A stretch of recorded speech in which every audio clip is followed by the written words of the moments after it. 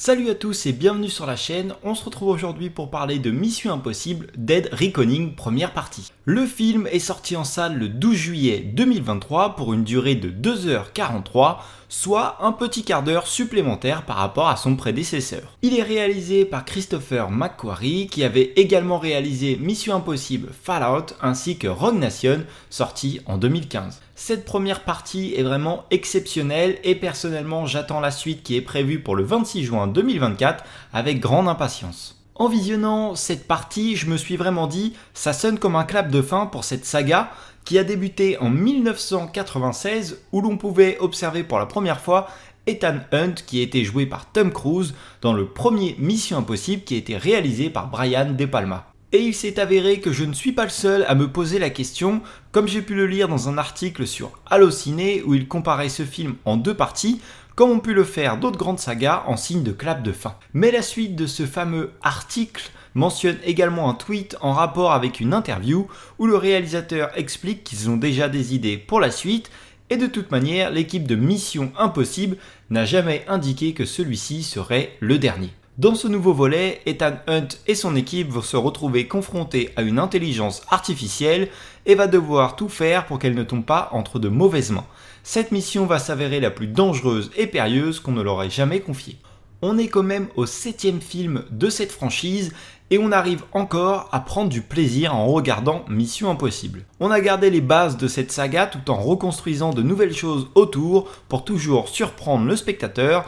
Des cascades toujours plus folles, des scènes de combat très intéressantes et divertissantes avec un certain réalisme pourtant impossible au vu de certains exploits réalisés. Comme souligné juste avant, depuis le premier film on a quand même fait du chemin, surtout au niveau des cascades qui sont de plus en plus dingues.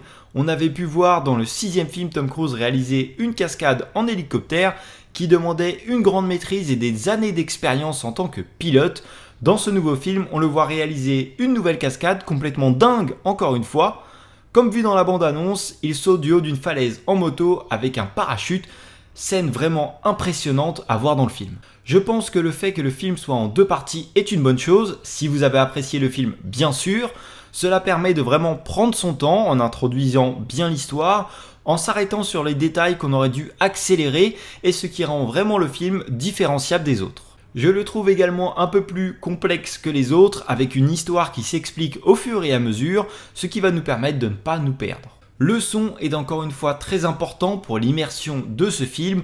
On arrive bien à jongler entre des scènes de silence total qui fonctionnent vraiment à merveille et d'autres où on se lâche un peu sur la musique et sur les bruitages. J'ai trouvé ce film vraiment très sympa avec la dynamique habituelle de Mission Impossible et l'humour entre les membres de l'équipe qui fonctionne toujours bien. J'ai vraiment vu un nouveau film et non une répétition des précédents, tout en nous apportant une histoire légèrement futuriste, mais pas tant que ça au vu de l'avancement de notre technologie, si toutefois elle ne l'a pas déjà dépassé. Le film nous permet également de se poser des questions sur différents sujets, notamment sur les intelligences artificielles qui sont au cœur de ce projet. Donc voilà ce que j'ai pensé de Mission Impossible Dead Reckoning première partie. N'hésite pas à me dire en commentaire ce que toi tu en as pensé, ton avis m'intéresse, même s'il est différent, ça permettra d'échanger.